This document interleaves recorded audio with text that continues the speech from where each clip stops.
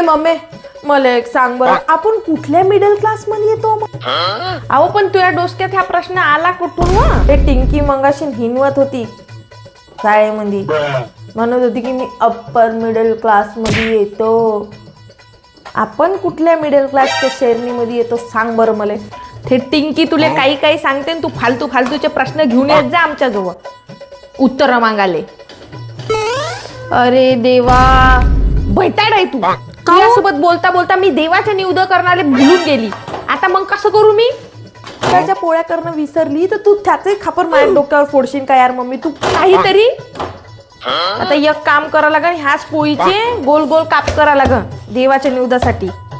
भाडवान अजबच आहे यार मम्मी तू. मले तुझ्या पायी मी भुलली. आता काय करते?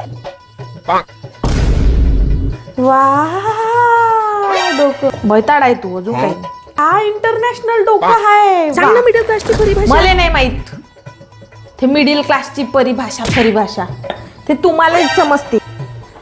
ते हे आता जे पोळीचे जे गोल कतरण काटले त्या कतरणचं काय करणार आहे तू?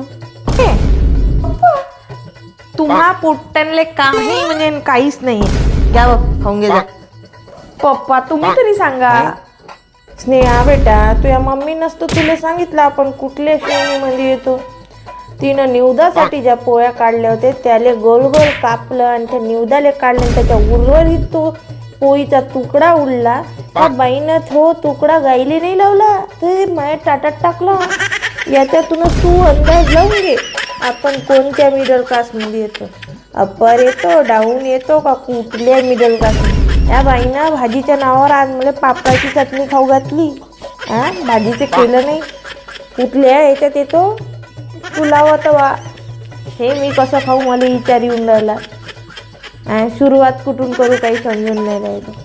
अजब बाई आहे तू. आणि तू प्रश्न करणारी तिथे अजब का म्हणा. कुठून खाऊ हे पोळी.